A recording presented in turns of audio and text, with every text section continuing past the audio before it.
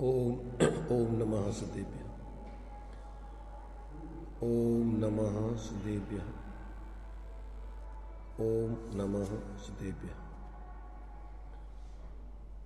मंगलम भगवान वीरो मंगलम गौतमो मुनि मंगलम कुंद कुंदाद्यो जैन धर्मोस्तु मंगलम सर्वमंगल मांगल्यम सर्वकल्याणकारकम प्रधानम सर्वधर्माणां जैनं जयतु शासनम जैनं जयतु शासनम वंदितु सर्वसिद्धि द्रव्यमचलमणोभवं अधिपत्ये मोक्षामि समये पाहुड मिणमो सुधि केवली भणिदम्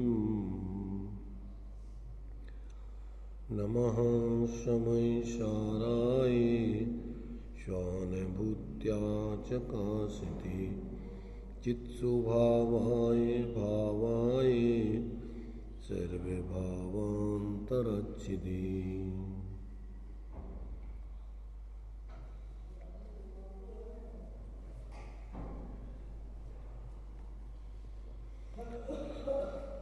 चर्चा अपनी समय सारजी ग्रंथ के माध्यम से चल रही है। इसमें गाथा 85 चलेगी। अभी जो 84वीं गाथा में जीव का अपने परिणामों के साथ ही कर्ता कर्म और भोक्ता भोग्यपने का संबंध होता है, कर्म आदि के साथ नहीं। कर्म आदि का निमित्त नैमित्तिक संबंध होने पर भी उसका कर्ता कर्मपने का भोक्ता भोग्यपने का संबंध नहीं है। परंतु अनादिकाल से अज्ञानी जीवों को निमित्तों में कर्ता कर्मपने का और भोक्ता भोग्यपने का व्यवहार चलता आया है, रूढ़ व्यवहार चलता आया है। और अगर इस प्रकार से उसको कर्ता कर्मपने और भोक्ता भोग्यपने के रूप में उस व्यवहार को माना जाता है, जाना जाता है, तो वो दोष को प्राप्त होता है।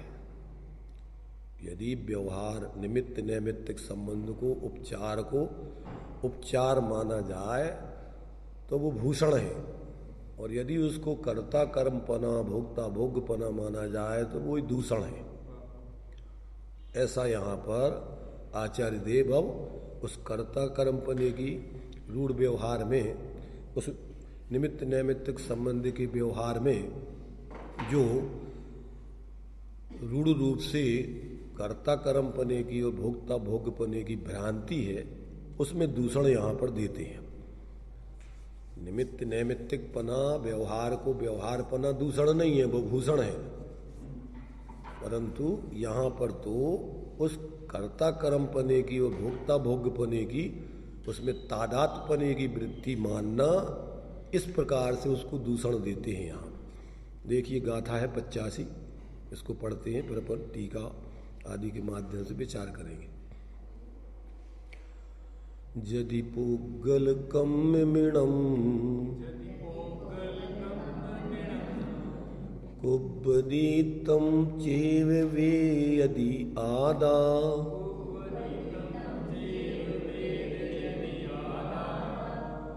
दो क्रियावदिरिक्तो पसज्जते सोजणावमदम्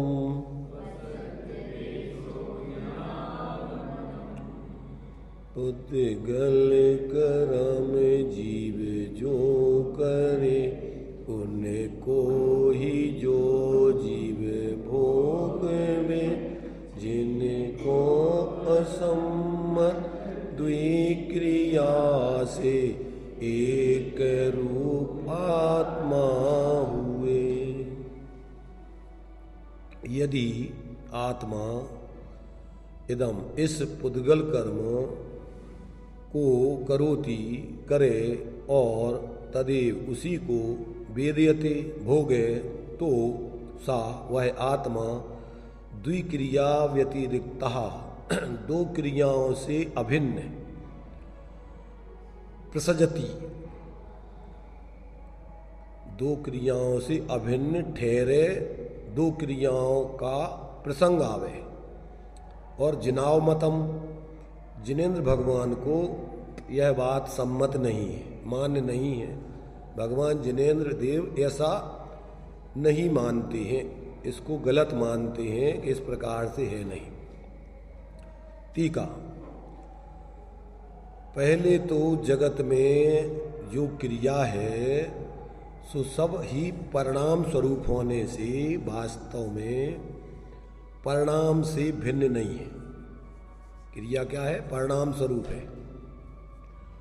और परिणाम भी परिणामी से यानी द्रव्य से भिन्न नहीं है। परिणाम कहो या क्रिया कहो, परिणाम परिणामी, क्रिया परिणाम से भिन्न नहीं है और परिणाम द्रव्य से भिन्न नहीं है, परिणामी से भिन्न नहीं है। क्योंकि परिणाम और परिणामी अभिन्न वस्तु में होते हैं, भिन्न भिन्न दो वस्तुएं नहीं है। या परिणमति सा कर्ता या परिणाम भवेत् तत्कर्म। तो कहते हैं कर्ता परिणामी द्रव कर्म रूप परिणाम क्रिया पर्याय की फेरनी एक वस्तु त्रय नाम। एक वस्तु के ही भेद से व्यवहार से सद्भुत व्यवहार से तीन भेद हो जाते हैं। और जब वस्तु स्वरूप से देखते हैं तो वो एक ही वस्तु है। वही वस्तु द्रव्य रूप रहती है, वही वस्तु परिणाम रूप होती है और वही वस्तु परिणमन करके परिणाम से परिणामांतर होती है। दो वस्तुएं नहीं उसमें कि जो परिणाम कोई अलग हो और परिणामी कोई अलग हो और उसकी क्रिया जो है परिणमन क्रिया कोई अलग हो। एक ही वस्तु में ये तीनों चीजें चलती हैं कि वो द्रव्य रूप से रहते हुए पर्याय रूप से परिणमित करते हुए पर्याय से पर्यांतर रूप होता रहता है। ये द्रव्य का स्वभाव है। उत्पाद व द्रव्युक्तम सत सत द्रव्य लक्षणम। प्रत्येक वस्तु अपने रूप रह करके ही परिणमित होती है, परिणाम करती है, पूर्व पर्याय से व्यय करती है, नवीन पर्याय से उत्पन्न होती है और द्रव्य पने से ज्यों की त्यों बनी रहती है। तो कहते हैं कि यहाँ पर कि परिणाम भी परिणामी से भिन्न नहीं है, क्योंकि परिणाम और परिणामी अभिन्न वस्तु है। इसलिए यह सिद्ध हुआ कि जो कुछ क्रिया है वह सब ही क्रियावान से माने उसी द्रव्य से भिन्न नहीं है, उससे अभिन्न है। इस प्रकार वस्तु की स्थिति होने से वस्तु स्थिति से ही यानी स्वभाव से ही वस्तु ऐसी क्या है, उसकी मर्यादा है। क्रिया और कर्ता की अभिन्नता सदा ही प्रकट होने से जैसे जीव व्यापक भाव से अपने परिणाम को करता है और भावक भाव से उसी परिणाम का अनुभव करता है, उसी द्रव्य उसी वस्तु का अनुभव करता है, उसी भोगता है, उसी प्रकार यदि व्यापक भाव से पुद्गल कर्म को भी जीव करे और भावक भाव से उसी को भोगे तो वह जीव अपनी और पर की एकत्रित हुई दो क्रियाओं से अभिन्नता का प्रसंग आने पर स्वपर का परस्पर विभाग अस्त यानी नाश हो जाने से दो वस्तुएं सिद्ध नहीं होंगी, फिर दो वस्तुओं की सिद्धि नहीं होगी। स्वपर का विभाग नाश यानी अस्त हो जाने से अनेक द्रव्य स्वरूप एक आत्मा का अनुभव करता हुआ मिथ्या दृष्टिता के कारण सर्वज्ञ के मत से बाहर हो जाता है। अर्थात वस्तु स्वरूप, सर्वज्ञ माने क्या, वस्तु स्वभाव को जानने वाले भगवान या सत्य को जानने वाले ज्ञानी ऐसा नहीं मानते, उसको मिथ्या दृष्टि, उसकी मान्यता को मिथ्या मानते।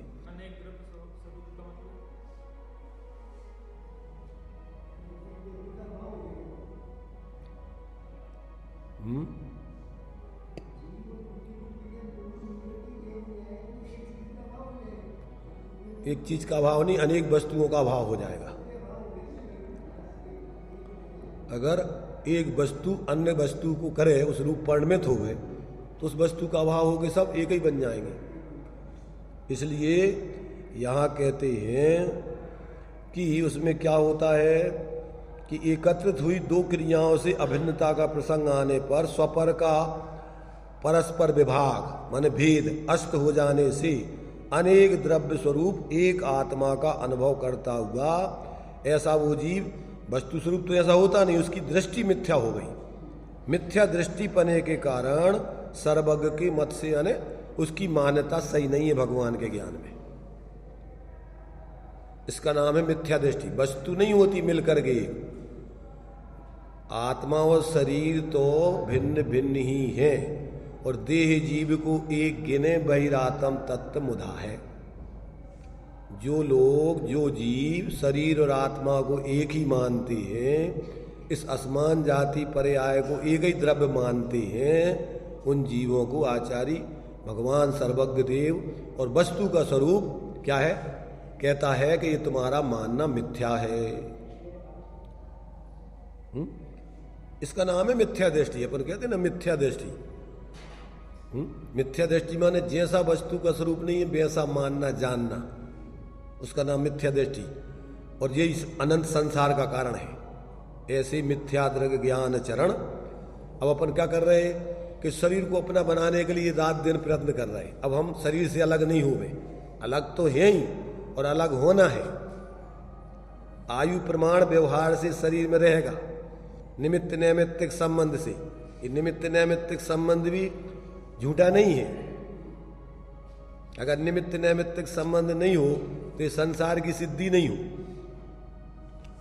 परंतु वो तादात्म्यपने का संबंध नहीं है उसमें। अभी वर्तमान में निमित्त नैमित्तिक संबंध से जीव और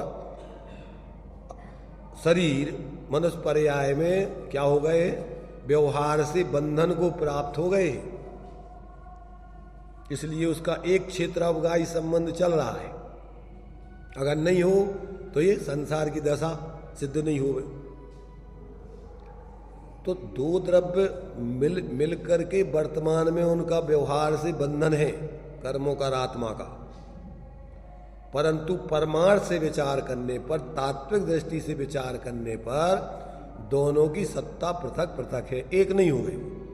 एक में एक तो हो गए, एक में एक नहीं हुए तो व्यवहार सिद्ध नहीं होगा, और एक हो गए तो तत्व सिद्ध नहीं होगा। इसलिए निश्चय व्यवहार दोनों को मत छोड़ो यदि जिनमत का परिवर्तन करना चाहते हो तो, और अपना कल्याण करना चाहते हो तो। जहाँ जो बात जिस तरीके से कही जा रही है उस तरीके से उसको जानो, अन्यथा प्रकार नहीं मानो। तो अभी संसार दशा में जीव और कर्म शरीर आदि का एक क्षेत्रावगाही संबंध, निमित्त नैमित्तिक संबंध से बंधन चल रहा है।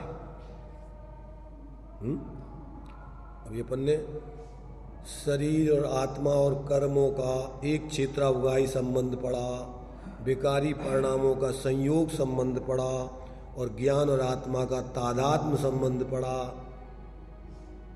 विकारी परिणाम आत्मा का स्वभाव नहीं है, नए नए संयोग होता है और उनका वियोग होता है, एक से नहीं रहते। सदा काल आत्मा में विकार नहीं चलते रहते, उनका संयोग वियोग होता रहता है। और एक क्षेत्रावगाही संबंध भिन्न भिन्न रह करके भी बंधन में, संसार दशा में बने रहते हैं। परंतु आत्मा अपने ज्ञान से तन्मय होता है, रागादिक शरीर आदिक से नहीं।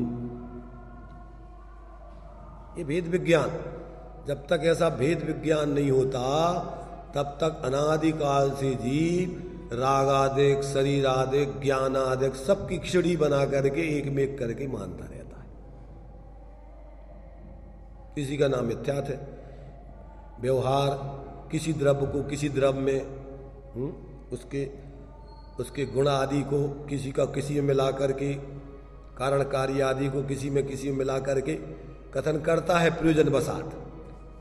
परंतु जो जीव उस व्यवहार को ही परमार्थ मान लेते हैं वे जीव मिथ्या दृष्टि हो जाते हैं।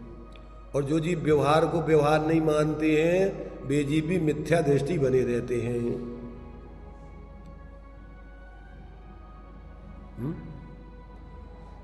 अगर व्यवहार को ना माना जाए व्यवहार, तो वो भी अज्ञान है, मिथ्या ज्ञान है। और व्यवहार को ही परमार्थ मान लिया जाए तो वो भी मिथ्या ज्ञान है, अज्ञान है, कुज्ञान है। अगर जीव पर को जानते ही नहीं है तो इस विश्व की व्यवस्था बताएगा कौन? और अगर जीव तादात्म्य होकर के जानता है, तन्मय हो जाता है, तो फिर भिन्नता रहेगी कहाँ? सब एक हो जाएंगे मिलकर के।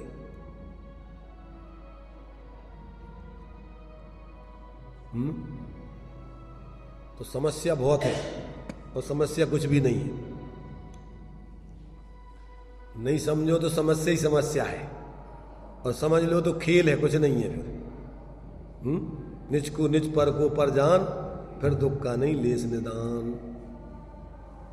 और पर को निज निज को पर जान, फिर सुख का नहीं लेस निदान।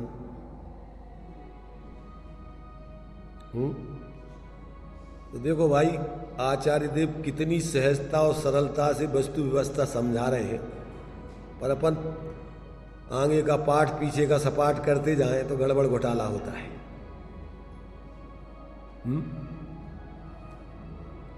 11 प्रतिमाओं में भी ये बताया है कि आगे आगे की प्रतिमा के साथ पीछे पीछे की प्रतिमा भी रहने चाहिए, तभी ये प्रतिमाएं बनती हैं। ऐसा नहीं है कि आगे की प्रतिमा ले ली और पीछे की छोड़ दी, दर्शन प्रतिमा ले ली और वृत्त प्रतिमा ले ली और दर्शन प्रतिमा छोड़ दी।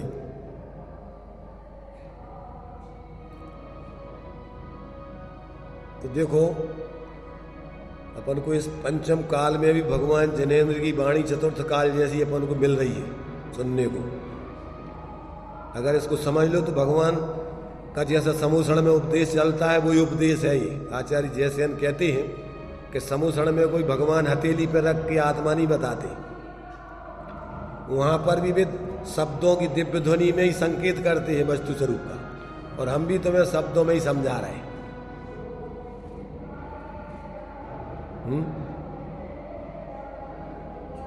तुम्हारी कुछ समय के लिए पंचम काल है, विषम काल है, इसमें ऐसे ही चलेगा है? तो यहां पर अपन को आचार्य क्या कह रहे कि भाई देखो, जहां जो बात जैसी है, जहां जहां जे योग्य है, तहां समझ वो ते, और तहां तहां ते आचरे आत्मार्थी जने। कुछ देर के लिए इसको रोकना क्या? तो इस प्रकार से अपन को इन सब बातों को समझना चाहिए। यहां पर इस व्यवहार को यदि परमार्थ मान लिया जाए तो आचार्य यहां पर दूषण दे रहे हैं। यदि इसको तुमने क्या है, निमित्त नैमित्तिक संबंध ना मान करके इस व्यवहार को, और यदि तादात्म्य संबंध रूप परमार्थ मान, व्यवहार की उपयोगिता अनुपयोगिता परमार्थ की दृष्टि से यदि इस व्यवहार को माना जाए, तादात्म्य संबंध अगर इस निमित्त नैमित्तिक संबंध का माना जाए, तो यही व्यवहार क्या है, मिथ्या दृष्टि बने को प्राप्त होता है। और यदि इसमें निमित्त नैमित्तिक संबंध से जैसा इसका संयोग आदि है, और अज्ञानी जीव क्या करते हैं कि उसके अनुकूल परिणमन करके कर्म आदि के उदय में जुड़कर उसके अनुकूल परिवर्तन करके उसका कर्ता कर्म बने का संबंध मानते हैं, उसके कर्ता बनते हैं। जैसे दृष्टांत दिया था, क्या कुम्हार घड़े को बनाते हुए और उसको ऐसा लगता है कि जैसे इस घड़े को मैंने बनाया, जबकि कुम्हार का उसमें अपना उसके अनुकूल योग उपयोग, इच्छा, घड़ा बनाने का विकल्प और अपने योगों की प्रवृत्ति, वो तो कुम्हार उसका करता है, ना कि घड़े का करता है। और जो घड़े में घड़ा बन जाने पर जो उसका पानी आदि पीता है उससे तृप्ति का अनुभव करता है, बेच करके पैसे ला करके, और उससे अनुकूलता का अनुभव करता है कि भैया चलो इससे अपनी व्यवस्था बने, तो वो तो अपने उन परिणामों का करता है। परंतु अज्ञान दशा में क्या मानता है, जैसे मैंने घड़े को बनाया हो और मैंने इस घड़े के फल को भोगा हो। तो ऐसा जब तक व्यक्ति को तत्व ज्ञान पूर्वक ऐसा विवेक नहीं होता है, भेद विज्ञान नहीं होता है, तब तक उसको इस निमित्त नैमित्तिक संबंध में कर्ता कर्मपने की भ्रांति हो जाती है, और वही भ्रांति उसका मिथ्यात्व है। तो यहाँ वही बात स्पष्ट की गई है कि वास्तव में तो क्या होता है कि अगर एक वस्तु दूसरी वस्तु की कर्ता बन जाए तो फिर क्या है कि जो यहाँ पर कहते हैं कि दो क्रियाओं से अभिन्नता का प्रसंग आने पर स्वपर का परस्पर विभाग अस्त नाश हो जाने से अनेक द्रव्य स्वरूप एक आत्मा का अनुभव करता हुआ मिथ्या दृष्टिता के कारण सर्वज्ञ के मत से बाहर है। माने वो जीव उसकी दृष्टि सम्यक नहीं रहती है, उसका ज्ञान सम्यक नहीं रहता है, उसका श्रद्धांत सम्यक नहीं रहता है, और इस प्रकार से वो परावलंबी आचरण करता हुआ उसका आचरण भी उसको क्या है वास्तव में सुख का कारण नहीं होता है, निरंतर राग द्वेष होते रहते हैं। ऐसा जो है यहाँ पर इस व्यवहार में उस परमार्थपने की मान्यता से जो अज्ञानियों का अनादि रूढ़ व्यवहार है उसमें दूषण दिया गया। भावार्थ,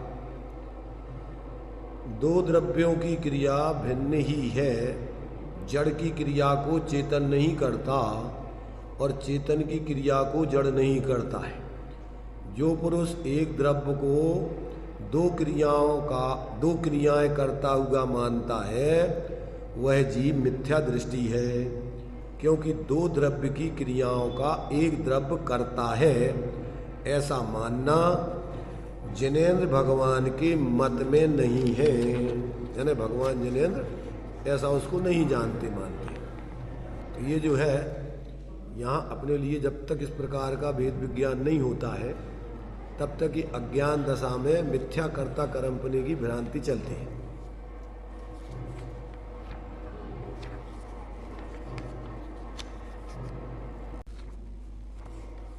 देखिए इसमें भावार्थ में क्या दे रहे हैं, दो द्रव्यों की क्रिया भिन्न ही है, जड़ की क्रिया को चेतन नहीं करता और चेतन की क्रिया को जड़ नहीं करता। जो पुरुष एक द्रव्य को दो क्रियाएं करता हुआ मानता है वह मिथ्या दृष्टि है, क्योंकि दो द्रव्य की क्रियाओं को एक द्रव्य करता है ऐसा मानना जिनेन्द्र भगवान का मत नहीं है।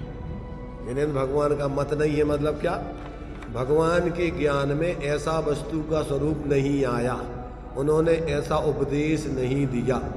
उन्होंने तो सब द्रव्यों को भिन्न भिन्न अपने अपने परिणामों का कर्ता कहा है। जड़ चेतन की सब परिणति अपने अपने में होती है। तो प्रत्येक द्रव्य चाहे जीव द्रव्य चाहे अशुद्धता रूप परिणमन करे चाहे शुद्धता रूप, पर अपने परिणामों का ही करता है। अज्ञानी जीव मिथ्या दर्शन ज्ञान चारित्र को करता हुआ आकुलता को भोगता है, चतुर्गति में दुख को भोगता है, और सम्यक दृष्टि जीव अपने स्वरूप की श्रद्धा ज्ञान लीनता करके अपने शुद्ध परिणामों का कर्ता होकर और वो सुखी हो जाता है, मोक्ष मार्गी बन के मोक्ष को प्राप्त कर लेता है। ये है, बाकी परद्रव्य तो निमित्त मात्र होते हैं।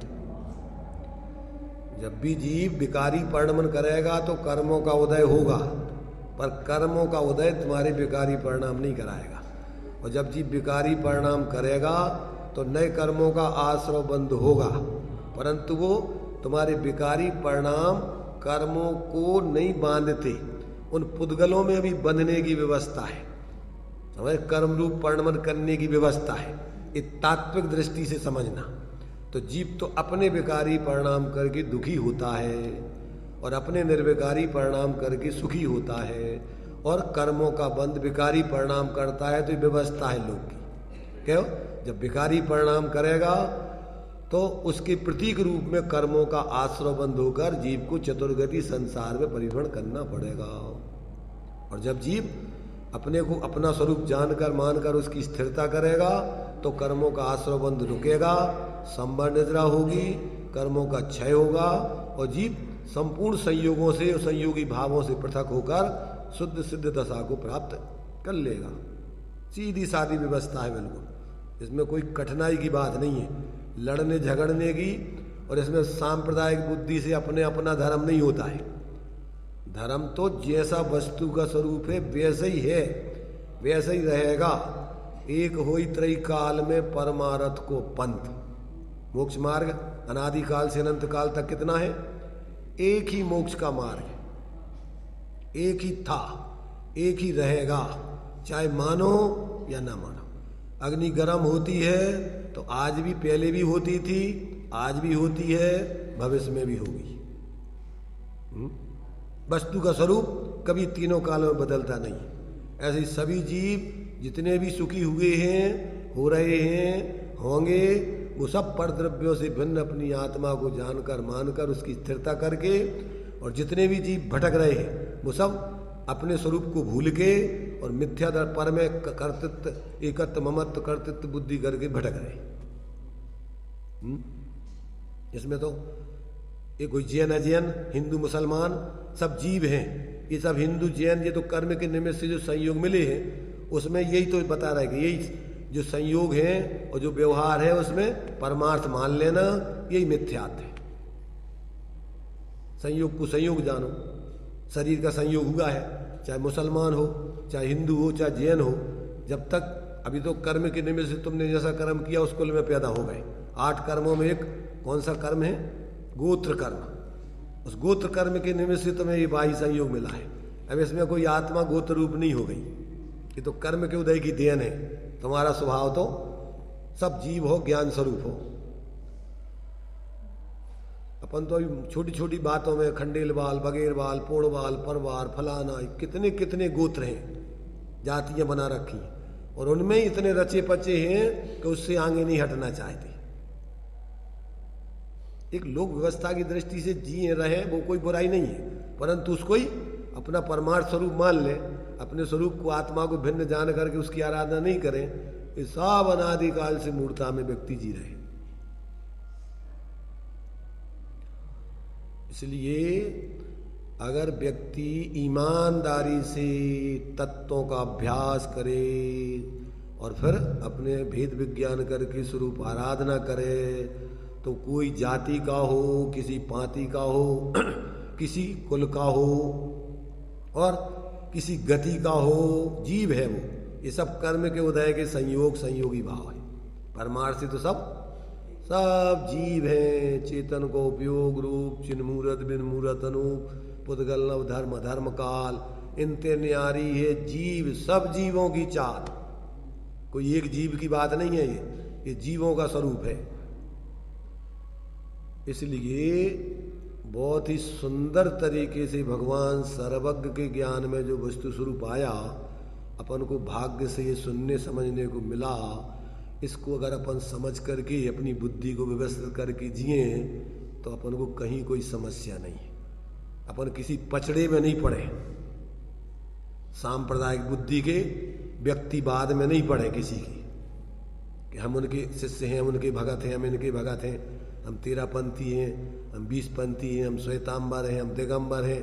ये सब सांप्रदायिक बुद्धि के भेद हैं। जीव हैं हम, सबको पहले अपन को जीव जानने चाहिए कि हम जीव हैं। ये सब बाहर के उदयाधीन उदय है, कर्मों के संयोग हैं, पर अपन ना उदय के संयोग रूप है ना उदया भाव रूप है। अपन तो ज्ञान स्वरूप है। ये जब तक ज्ञान लक्षण से लक्षित अपने को जीव स्वरूप, जो जीव नहीं जानता, मानता, अनुभव करता, तब तक उसके जीवन में धर्म का प्रारंभ नहीं होता। प्रपंचों में उलझ करके दुर्गति की पात्र बना रहता, चतुर्गति में घूमता है। अब इसी बात को देखिए, जयसेनाचार्य देव ने जो स्पष्ट किया है उसको भी अपन पढ़ते हैं। इसके बाद अभी तक अपन ने जो 84 गाथा तक पढ़ ली थी, अब ये 85 गाथा से ये विषय दूसरा बदल के कह रहे हैं आगे 25 गाथाओं तक क्या लेंगे बता रहे। देखिए, इसके बाद 25 गाथा पर्यंत द्विक्रियावादी के निराकरण के रूप से कथन करते हैं। वहाँ चेतन अचेतन का एक उपादान रूप कर्तापना द्विक्रियावादीपना कहा जाता है।